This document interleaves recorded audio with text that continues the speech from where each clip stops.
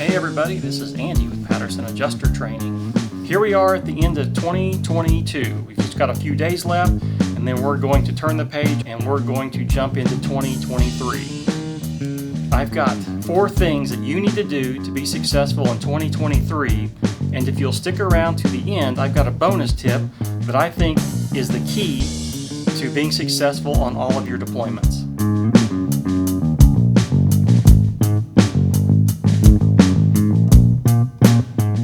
Number 1, you need to obtain knowledge. What do I mean by that?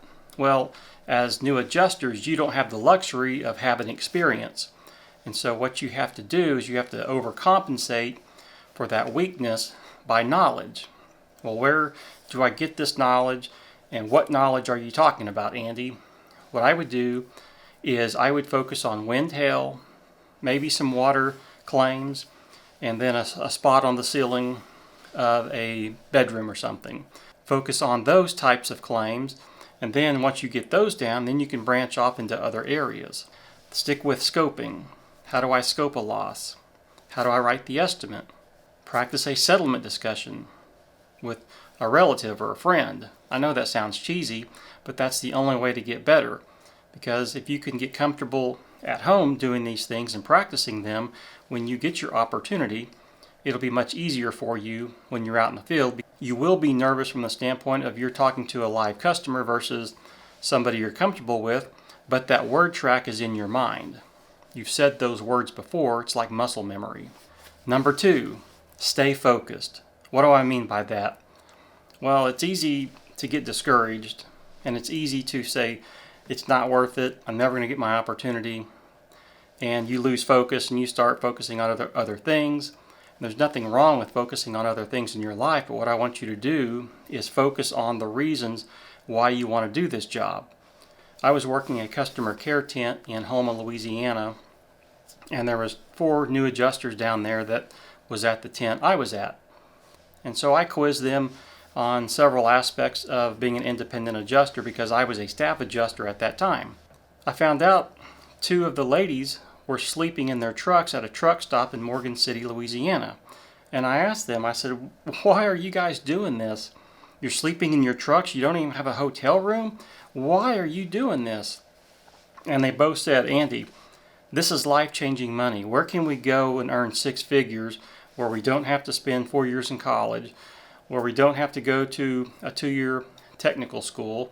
And I got to thinking about that, and that's exactly right. This job affords you the opportunity to change your family dynamic.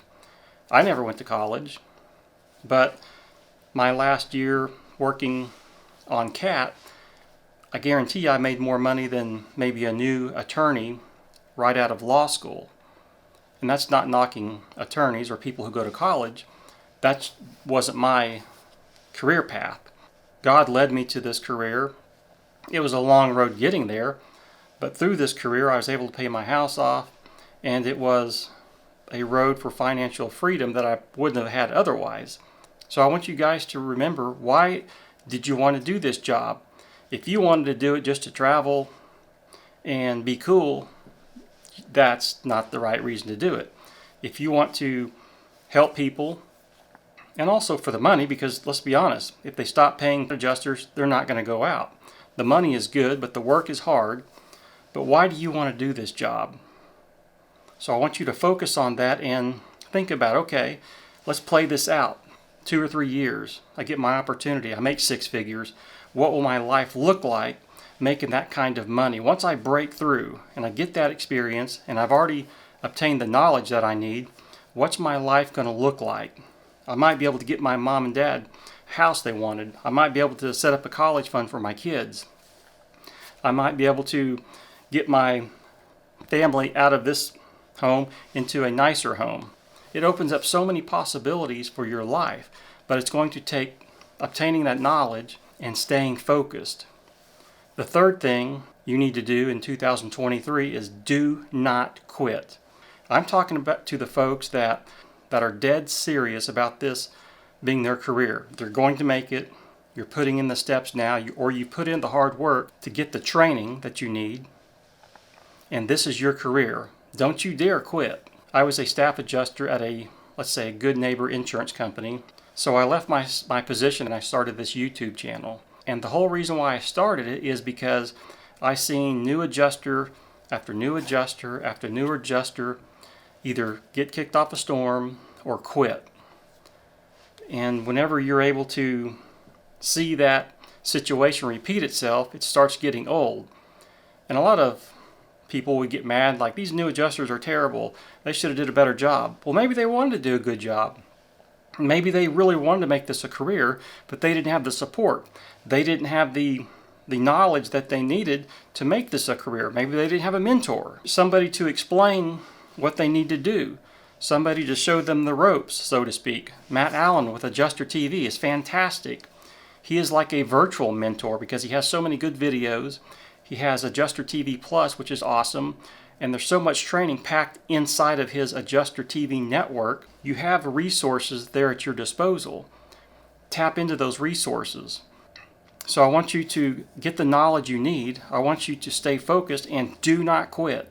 2022 was a rough year for some of you. Some of you worked hard, you kept a good attitude, and it was rough on you because you didn't get that deployment that you were wanting. You thought an opportunity would come, but it didn't come. And so now you're discouraged, and you're not sure if you can hold out and make this a career. So let me give you some information that may make you feel better. 2022, as far as storms, catastrophes, weather events, was very, very slow. What I'm going to put on the screen is I'm going to show 5 years from 2017 through 2022. These are reports that I found on NOAA's website. NOAA is, remember how to say this, National Oceanic Atmospheric Administration. What NOAA does is they track weather-related losses. You can see here on the screen, in 2017, there were 18 events, and you can see the events listed. Total damage was $366.7 billion worth of damage. That was the total cost of those 18 events in 2017. It was a great year for catastrophe adjusters. 2018, there were 15 events, and you can see it here on the screen. Those 15 events cost $106.5 billion for those 15 events. 2019 was a fairly slow year. They had 14 events. Total cost was $51.1 billion, according to this report. In 2020, there were 22 events, which cost $111 billion. 2021, there were a total of 20 events, total cost of $152.6 billion. And then we come to this year. We had a total of 15 events, and we had a total cost of $29.3 billion. So now look at this slide I put together.